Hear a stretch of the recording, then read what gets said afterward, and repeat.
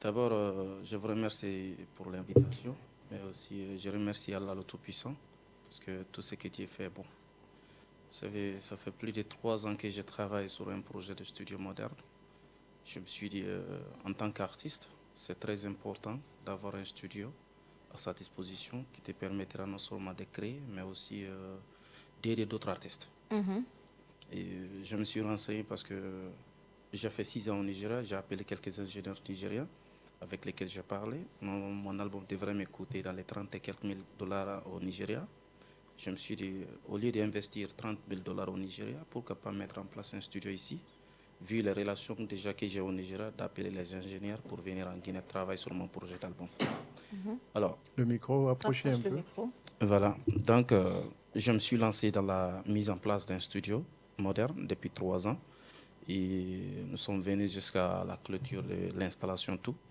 Et à l'approche de la fête, j'ai un ami qui travaille dans une institution qui m'a demandé de l'accompagner dans une mission d'enquête. Mhm. Donc nous étions à l'intérieur et le dimanche matin, mon petit m'a appelé qui habite juste en face du studio pour me dire qu'il voyait du fumée qui sortait du studio.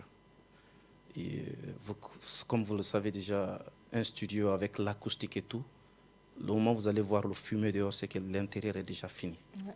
Donc il m'a appelé et j'étais sous le choc. Et nous avons anticipé la mission, nous sommes rentrés à Conakry.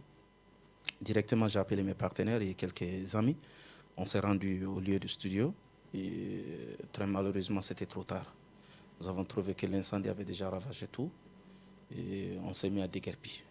Il n'y avait rien à sauver, au fait. Non, il n'y avait plus rien à sauver. Comme je vous l'ai dit, un studio, c'est toute une sonorisation. Et le moment où vous voyez fumer dehors, ça veut dire qu'à l'intérieur, il n'y a plus rien. Ouais. Donc, c'est comme ça s'est passé. Et est-ce que vous avez évalué votre investissement de ce côté-là? Combien vous avez perdu? Le studio, disons, des matériels jusqu'à la location de bâtiments, jusqu'à les installations et sonorisations, tout m'ont coûté plus de 25 000 dollars.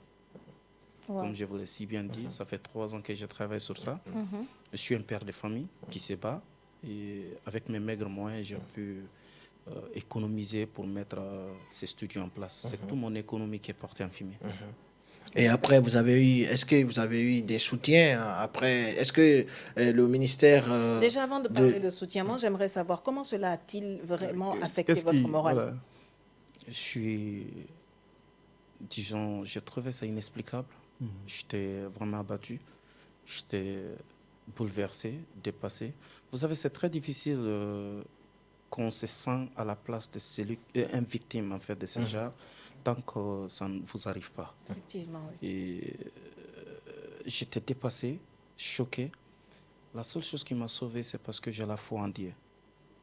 Parce que l'être humain, il faut perdre tout, mais il ne faut jamais perdre la foi en Dieu. Je me suis dit, oui, certes aujourd'hui, ce studio est parti en fumée, mais c'est Dieu qui m'a donné tout ce que j'ai investi dans ce studio. Alors, le même Dieu qui m'a donné, qui m'a aidé à mettre en place ce studio, pourra encore me sauver. Juste une question de temps, mais je pense que c'est bel et bien possible. Ouais. Est-ce Après que le le constat, studio- qu'est-ce qu'on vous a dit? Qu'est-ce qui a causé les flammes? C'est court-circuit. Un court-circuit. Oui. En fait, l'installation du bâtiment était sur une ligne faible. Du coup, vu que moi j'utilise des matériels qui utilisaient assez de courant, il fallait changer de ligne. Ok. Donc ils ont changé, quitté sur les anciens poteaux pour monter sur les nouvelles poteaux. Et le courant est venu avec une tension qui était vraiment au-delà de ce qu'on pensait, on imaginait. Et finalement, les fils n'ont pas pu tenir. Vous savez, souvent quand la tension est trop élevée, les fils chauffent. Et quand ça continue à chauffer, ça prend le feu. Mhm. C'est généralement comme ça.